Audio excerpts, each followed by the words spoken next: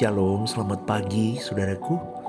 Renungan 14 Mei 2024 dengan tema Terpelihara sampai di kekekalan. Tuhan tidak pernah memberi yang tidak terbaik dalam hidup kita. Amin saudaraku. Tuhan selalu memberi yang terbaik. Sejatinya yang terbaik adalah perubahan karakter, supaya kita diizinkan memasuki langit baru bumi baru. Itu yang terbaik saudaraku. Yang lain bisa dilewati. Amin saudaraku. Jadi tidak perlu memaksa harus punya rumah bagus, punya banyak uang, punya mobil mewah, punya deposito yang banyak, punya ini dan itu. Tidak perlu saudaraku. Tuhan memberi yang terbaik untuk kita, yaitu karakter dan watak kita yang diubah, supaya kita bisa masuk langit baru bumi baru. Sederhana kok. Tetapi orang di luar kebenaran, meskipun dia Kristen, mereka tidak sederhana. Kita akan melihat nanti di kekekalan di pengadilan Tuhan. Apa yang kita lakukan selama kita di dunia ini, semua tercatat saudaraku. Semua tersurat rapi. Bahkan di dalam Ibrani 11 ayat 6 dikatakan, tetapi tanpa iman tidak mungkin orang berkenan kepada Allah. Sebab barang siapa berpaling kepada Allah, ia harus percaya bahwa Allah ada dan bahwa Allah memberi upah kepada orang yang sungguh-sungguh mencari Dia. Bagaimana kita bisa mencari Allah kalau kita gagal menghayati kehadirannya, saudaraku? Seakan-akan Allah tidak ada. Lalu kita sembarangan bicara, sembarangan melakukan segala sesuatu. Kita sembrono hidup, kita jahat saudaraku seringkali. Betul, saya ngomong ini benar, kita itu jahat saudaraku. Mulut kita tajam, semuanya. Maka kita harus menghayati Allah itu ada, ya. Firman Tuhan berkata, Allah memelihara kesetiaannya. Ia tidak pernah meninggalkan perbuatan tangannya. Allah yang menciptakan, Allah yang hadir, Allah yang mengatur, menegakkan tatanan. Saudaraku, banyak hukum alam yang Allah ciptakan yang membuat alam semesta ini bisa harmoni. Walaupun manusia sudah berbuat dosa dan bumi terkutuk, tetapi Tuhan tetap menjaga, saudaraku, memelihara kesetiaannya sampai selama-lamanya. Dan tidak pernah meninggalkan perbuatan tangannya. Kita harus dimateraikan di dalam hati bahwa Allah itu hidup. Melatih diri untuk menghayati Allah. Allah itu hidup, saudaraku. Dia hadir. Kita harus memiliki waktu untuk berdoa. Itu meditasi yang luar biasa kuat sekali. Membuat kita bisa menghayati Tuhan, saudaraku. Gereja yang sehat adalah gereja yang berdoa, saudaraku. Satu ini kalau saudara berhasil lakukan, hidupmu akan berubah. Ya, renungan-renungan kemarin saya selalu katakan, yuk 5 menit pertama duduk dekat kaki Tuhan yuk.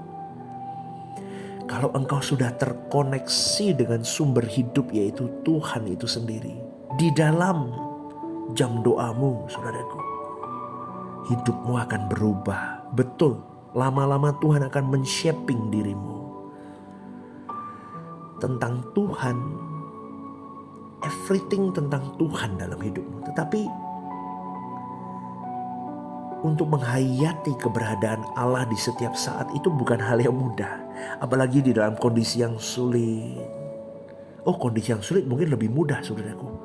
Tetapi kalau di dalam kondisi sedang baik-baik saja, menghayati Allah itu ada, itu seringkali susah. Maka engkau dan saya harus melatih diri. Menghayati Allah itu ada. Amin saudaraku. Waktu kita ngobrol dengan teman, waktu kita kumpul-kumpul dengan komunitas, hayati Allah itu ada di situ. Jaga mulut kita, jaga tingkah laku kita, jaga perbuatan kita.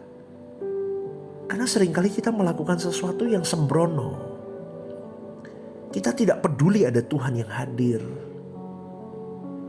kita marah, kita tidak jujur, kita bohong, kita membicarakan orang lain, dan banyak lagi tanpa mempertimbangkan Allah di situ, saudaraku. Nanti suatu saat bumi ini akan jadi lautan api, saudaraku. Itu tertulis dalam firman Tuhan. Tetapi apa yang pernah kita buat di bumi dicatat, saudaraku, dan diingat oleh Tuhan.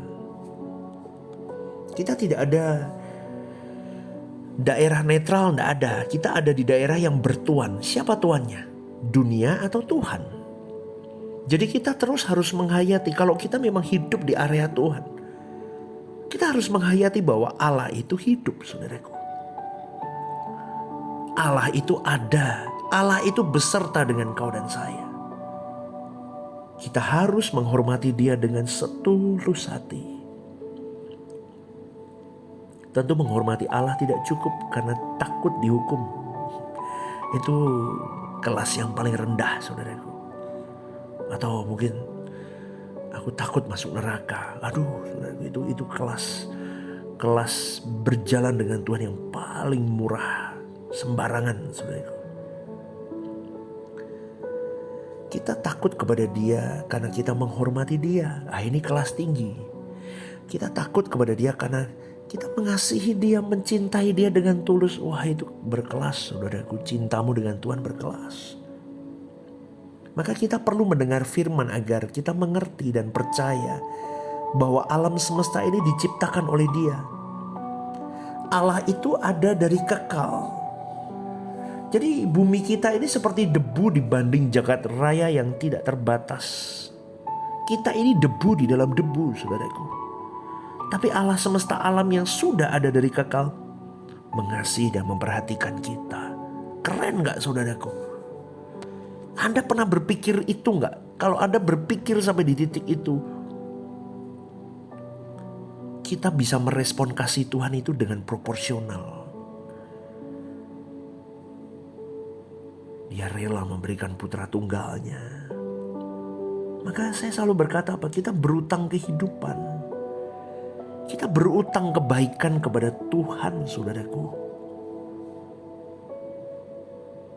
Kita tidak pernah bisa membalas kebaikan Tuhan dengan apapun. Betul. 100% hidupmu kau beri aja belum bisa, saudaraku. Dia mencintai kita terlebih dahulu, saudaraku. Dan cintanya total. Karena kalau Tuhan hanya berkata aku mengasihimu tanpa action, sia-sia. Dia membuktikan. Dia turun ke bumi. Dia berikan anaknya untuk turun ke bumi. Mati di kayu salib menebus engkau dan saya. Jadi kalau kita menghormati Tuhan, kita takut akan Tuhan karena kita mengasihi Dia. Kita harus menghayati jika bukan Tuhan yang memelihara kita, jika bukan Tuhan yang menolong dan membela kita, kita tidak akan ada sampai hari ini, saudaraku. Kita ada sebagaimana kita ada itu karena kasih Tuhan dan kebaikan Tuhan. Karena patut kita mencintai Tuhan, mengasihi Tuhan lebih dari apapun dan siapapun. Kalau kita mengasihi Tuhan, maka kita membangun hormat dan takut akan Allah. Dan hanya orang yang mencintai Tuhan yang layak dilindungi Tuhan. Hanya orang-orang yang mengasihi Tuhan dan membangun sikap hormat takut akan Dia yang terpelihara sampai di kekekalan. Itulah sebabnya kita mendengar peringatan Tuhan ini. Kita mendengar Tuhan berbicara agar kita menjaga perkataan, menjaga renungan hati kita, menjaga pikiran kita, menjaga perbuatan kita. Karena ada Tuhan rumah jagat raya yang maha hadir, yang maha tahu. Elohim Yahweh itu. Saudaraku, pagi ini yuk jangan menunda untuk menghayati keberadaan Allah ya. Yuk perlakukan Dia sebagai Allah yang hidup ya. Ayo berjuang yuk. Kalau terlambat menghayati keberadaan Allah, kita tidak akan pernah bisa menghayati Dia. Kita bisa terhilang, saudaraku. Mungkin ini peringatan terakhir bagi kita sebelum memiliki hati yang keras dan tidak mampu menghayati keberadaan Allah. Ya, dalam kebersamaan dengan Allah yang sungguh deep, saudaraku, kau akan mengalami banyak sukacita, damai sejahtera yang melampaui segala akal. Akan kau alami yang tidak bisa dijelaskan dengan kata-kata, tidak bisa diuraikan dengan kalimat. Sampai suatu saat kita bisa membuktikan bahwa Allah yang aku sembah itu hidup. Dia hadir di dalam setiap momen hidupku. Jadi berjuanglah saudaraku, temukan dia. Maka hidupmu akan terpelihara sampai di kekekalan kelak. Ya, amin saudaraku. Saudara akan melihat tindakan-tindakan Tuhan yang luar biasa. Ia akan membuka jalan yang tertutup. Dia akan menyelesaikan hal-hal yang mustahil dalam hidup kita. Kalau kita mengasihi dia. Kalau kita mengutamakan dia. Kalau kita menjaga perasaannya. Kalau kita menghormati dia dengan proporsional. Jangankan di bumi ini dipelihara, di kekekalan pun kita terpelihara dengan baik karena Tuhan. Selamat pagi saudaraku, renungkan hal ini. Tuhan memberkati.